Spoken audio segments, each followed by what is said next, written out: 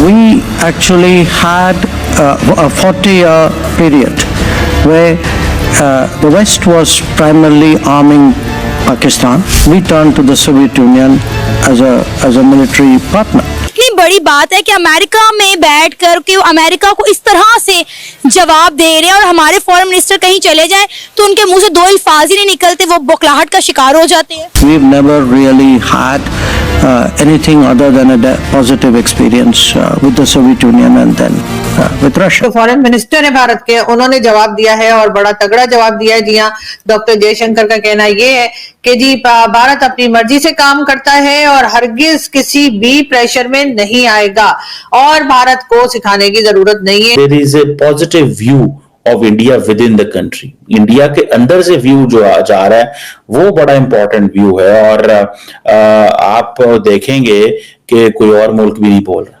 Indian air force का plane Pakistan की air space में एंटर हुआ और 46 मिनट तक पाकिस्तान की एयर स्पेस में रहा. तो वाकई में अमेरिका के सर के ऊपर नारियल फोड़ देगा भारत और आराम से सी पैक जो है उसको साइड पे करके अपनी चाबहार पोर्ट जो है वो कंप्लीट हो जाएगी और उसके बाद आराम से वो रूट इस्तेमाल होगा, ना सिर्फ भारत के लिए बल्कि कई दूसरे देश जो है वो भी उस रूट को इस्तेमाल कर सकेंगे. आज टर्की ब्रिक्स का मेंबर बनना चाहता है, जिसका इंडिया एक इंपॉर्टेंट प्लेयर है.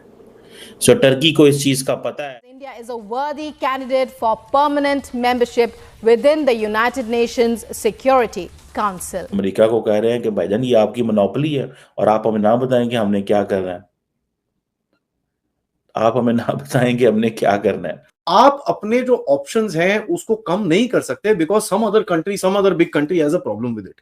ये नहीं है कि भाई अमेरिका को पसंद नहीं आएगा भारत रशिया के साथ डील कर रहा है तो मैं उसके साथ डील नहीं करूंगा. नहीं मैं तो डर गया. अब देखिए ब्रिटेन वुड सिस्टम के ऊपर उन्होंने बात की है कि भाई ये क्या हम लोग होस्टेज बैठे हुए हैं इसके, क्या पाकिस्तानी वज़ीर-ए-आज़म ये बात कर सकता है? And India's External Affairs Minister Dr. S. Jaishankar held a bilateral meeting with his Russian counterpart Sergei Lavrov on Wednesday on the sidelines of the 79th United Nations General Assembly. It will not happen like that going forward. And Bharat, उन्होंने बोला कि Bharat has already started exercising its options. लेकिन India ने तब भी उनसे petrol और बाकी चीज़ें इंपोर्ट की और उसको बहुत डिस्काउंटेड प्राइस पे परचेज की और बाद में फिर इन्हीं यूरोपियन कंट्रीज को उसने बेचा. हाँ बिल्कुल. हाँ. उधर देखिए उनकी फॉरेन पॉलिसी देखे. चिली का प्रेसिडेंट है, मैं उसको देख रहा था, गैब्रियल बोरिक. वो कह रहा है कि इंडिया की मेंबरशिप मीटिंग के सिलसिले में, और वहां पर उनका एक बयान जो है बड़ा वायरल हो रहा है. इंडिया की फॉरेन पॉलिसीज कितना आजाद है, वो जब चाहे अमेरिका को शट अप कॉल दे देते हैं, उनकी बात नहीं मानते, उनके जो ऑफर्स हैं उनको ऑप्शंस की तरह लेते हैं, और पाकिस्तान अमेरिका के आगे हमेशा भीगी बिल्ली बनकर बैठा रहता है. असल में जो बात है ना वो ये चक्कर है कि हमारी जो फॉरेन पॉलिसी है ना वो मतलब वो जो है ना आज़ाद नहीं है. हम लोग खैर गुलाम है काफ़ी देर से अभी, तो वो क्या मैं कह सकता हूँ. लेकिन यह है कि जो जयशंकर साहब ने उन्होंने बात की है तो उन्होंने पहले भी जो है ना रशिया का जब उन्होंने ये ऑयल वगैरह वहाँ से वो लेते थे तो उन्होंने कहा था कि भाई हमारी मर्जी हम लें, हमारे यूरोप के इंटरेस्ट में हो तो वो चीज़ें लें कहीं से, लेकिन हमारे इंटरेस्ट में तो हम क्यों ना लें भाई. पर हमारी खारजा पॉलिसी तो बिल्कुल अभी तो हमारा खैर वो फॉरेन मिनिस्टर ही नहीं पता, हमें इलेक्शन हुए और हमारा फॉरेन मिनिस्टर कौन सा है वो नहीं पता. खैर फॉरेन पॉलिसी जो हमारी वो बिल्कुल नहीं है. इस तरह करके मतलब ये इंडिया तो भाई किसी को भी किसी टाइम भी वो जवाब देता है. और आप देखें इंडिया की जो पॉलिसीज है वो आगे 10-10, 15-15 साल के उन लोगों ने बनाई हुई है. अरे वहाँ पे एस जयशंकर ने बैठ के बोला कि आप लोगों को इंडिया को तनकीद नहीं करनी चाहिए बल्कि इंडिया की तारीफ करनी चाहिए क्योंकि इंडिया बहुत आगे निकल गया है. इंडियन एयरफोर्स का प्लेन पाकिस्तान की एयर स्पेस में एंटर हुआ और 46 मिनट तक पाकिस्तान की एयर स्पेस में रहा. हम आपको बता रहे हैं कि इंडियन एयरफोर्स का प्लेन पाकिस्तान की एयर स्पेस में एंटर हुआ है और वहां पर 46 मिनट तक फ्लाई करता रहा. लेकिन उससे ज्यादा इंपॉर्टेंट बात यह है कि उस प्लेन के अंदर इंडिया के प्राइम मिनिस्टर नरेंद्र मोदी थे. और नरेंद्र मोदी साहब जब अमेरिका से उनकी वापसी हुई है तो वो पाकिस्तान के ऊपर से गुजरते हुए गए हैं. तो मोदी साहब पाकिस्तान के ऊपर से गुजर गए हैं. खबर यह है कि मोदी साहब पाकिस्तान के ऊपर से गुजरे हैं. सर के ऊपर से गुजरे हैं? नहीं, मोदी साहब पाकिस्तान की एयर स्पेस से गुजर कर गए हैं।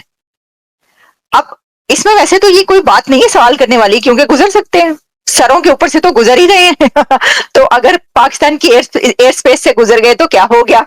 लेकिन देखिए, ये इस वक्त तो मैं आपको बता रही हूँ, आपको पता है कि लास्ट टाइम जब मोदी साहब का तैयारा पाकिस्तान की एयर स्पेस में एंटर हुआ था तो उधम मच गया था पाकिस्तान के अंदर। ब्रेकिंग न्यूज चलने, अभी भी ये मैं देख रही थी, बड़ी खबर है ये, और इसके ऊपर पूरा एक रिपोर्ट पब्लिश हुई है जिसमें बताया गया है कि जो नरेंद्र मोदी हैं वो उनका तैयारा 5:45 बजे, यानी जब वो अमेरिका से वापस आ रहे थे तो 5:45 बजे अफगानिस्तान से चतराल के ऊपर पाकिस्तानी हदूद में दाखिल हुआ एंड 6:30 बजे 6:30 पर पाकिस्तानी एयर स्पेस में एंटर हो गया और फिर वहां से गुजरते हुए लाहौर के करीब से गुजरा मोदी साहब लाहौर की सैर करके गए हैं। अच्छा, सैर कैसे आप करके, आप कह रहे हैं जी सैर कैसे की है, मैं आपको दिखा देती हूँ सैर कैसे की है। सर ये उन्होंने बाकायदा लाहौर के ऊपर से गुजरे हैं, उन्होंने जायजा लिया है, मोदी साहब ने जायजा लिया है हो की रहा है लाहौर में मोदी साहब ने देखा है कि पाकिस्तान में चल क्या रहा है, भाई जरा देखें तो सही, क्योंकि देखें ना, वो आपको पता है सैलाब वैलाब भी आया हुआ, तो वो देख रहे होंगे भाई कहाँ सैलाब आया है, क्या हो रहा है, और क्या ये जो खबरें आ रही थी कि जी केपीके में जो ये हो रहा है, बल्कि अभी जो आपको पता है ये जो फट रहे हैं जगह जगह, तो देख रहे होंगे कि भाई कहाँ पे दहशतगर्दी हो रही है, कहाँ पर नहीं हो रही, कहाँ पर क्या हो रहा है।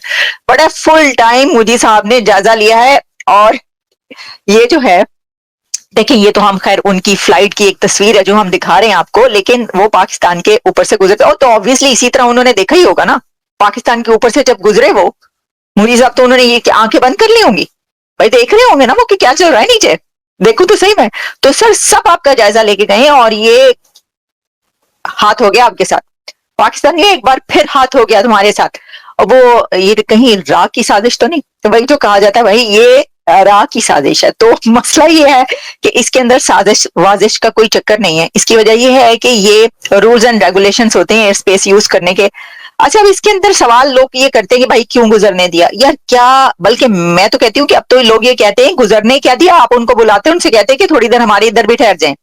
देखिए एक वक्त वो भी होता था, एक वो वक्त भी होता था कि इस तरह से इतने कम से कम रिलेशंस थे। आपको याद होगा कि नवाज शरीफ की उनकी ग्रैंड डॉटर की शादी थी और उस वक्त तो पता ही नहीं चला, अचानक से जो है वो पता ही चला कि वो जो है मोदी साहब वहां पे पहुंच गए शादी के अंदर, पाकिस्तान में लैंड कर गए उन्होंने।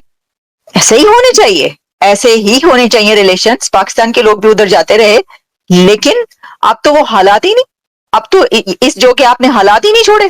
तो वो मोदी साहब ने इस वक्त ये जब खबरें चल रही होंगी, आपको पता खबर तो फौरन चल जाती है, इधर भी तो उधर भी खबरों खबरी हो गया कि पहले भी आपको पता है कितनी तो ये देख लेंगे, मतलब मुस्कुराए रहे होंगे ना, वो कह रहे होंगे कि मतलब ये क्या हो रहा है, मेरा तैयारा ही गुजरा है ना, ऊपर से गुजर क्या हूं मैं ऊपर से आप लोगों की तो कोई बात नहीं, ये तो एक रूटीन की बात है।